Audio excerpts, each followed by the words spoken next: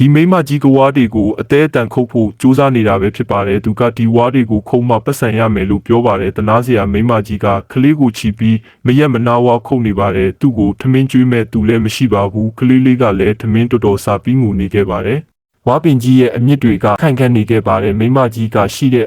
အကုံသုံးပြေးတောင်မှခုတ်လဲနေရပါတယ်ကလေးလေးကလည်းပိုက်စာလို့ငိုကြွေးနေခဲ့ပါပြီးနောက်ဆုံးမှာတော့ဝါပင်ကြီးကိုခုတ်လဲနိုင်ခဲ့ပါပြီးမိမကြီးရဲ့အာတံမှုကတော့ချီကျူးလောက်စရာပဲဖြစ်ပါတယ်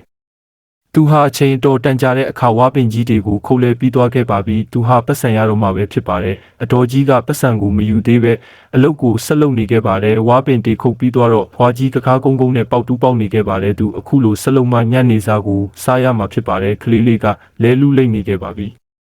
အတော်ကြီးလဲပိုက်စာနဲ့ပေါက်တူးပေါက်နေရပါတယ်အတော်ကြီးရဲ့ပေါက်တူးပေါက်စကေးကောင်းမှုကြောင့်အချိန်ခဏအတွင်းမှာပဲပြီးသွားခဲ့ပါပြီတော်ကြီးကမနာသေးပဲတွင်းတီတူးနေခဲ့ပါတယ်စူးချွန်ချွန်လက်နက်ကြီးကိုအသုံးပြုပြီးတွင်းတွေကိုလင်းလင်းမြင်မြင်တူးနေခဲ့ပါတယ်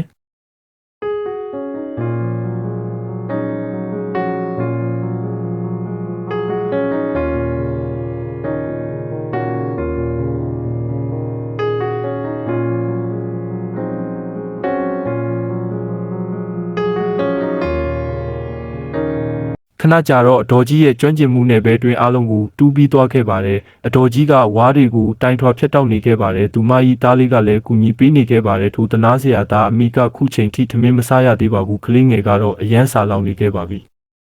ကလေးငယ်ကသူ့အမေကိုကြည်ရင်ဗိုက်စားတယ်မေမေလိုအောင်ငိုနေခဲ့ပါတယ်ထမင်းစားခြင်းစိတ်နဲ့အလုတ်အမြန်ပြီးအောင်လဲကူညီနေခဲ့ရပါတယ်အတော်ကြီးကဝါထိတ်တွေကိုဗလာချိုက်ပုံစံလေးဖြစ်နေခဲ့ပါတယ်အတော်ကြီးကခက်မြင်မြန်ပဲအလုတ်တွေကိုအပြီးလှုပ်ဆောင်နေခဲ့ပါတယ်ငိုကြွေးနေတဲ့တားငယ်လေးကိုလဲတနာနေုံသာတက်နိုင်ခဲ့ပါတယ်အတော်ကြီးကတိုင်လုံးကြီးတွေကိုမြေမှာစိုက်နေခဲ့ပါတယ်အတော်ကြီးရဲ့လက်တွေကလဲနာကျင်နေခဲ့ပါပြီးသားသမီးတွေရဲ့စာဝတ်နေရေးအတွက်အမေတယောက်အနေနဲ့ရုန်းကန်နေရတာပဲဖြစ်ပါတယ်သားသမီးတွေအနေနဲ့မိဘမေတ္တာကိုနားလည်သိရှိပြီးစာလောက်မှုကိုတီးခံနေကြပါတယ်